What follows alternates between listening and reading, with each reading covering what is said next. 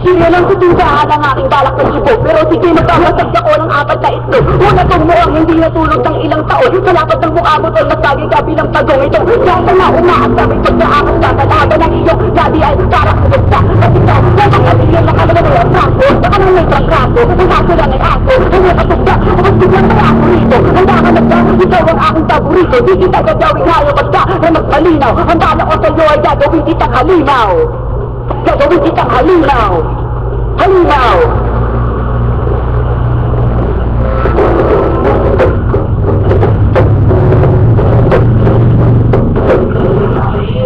Abracadabra! Yo! Yo! Yo! This is my music exclusive! Galang-galang naman kailan ng buong kamaw! Ito na pala ang biyak ay sa inyong lahat!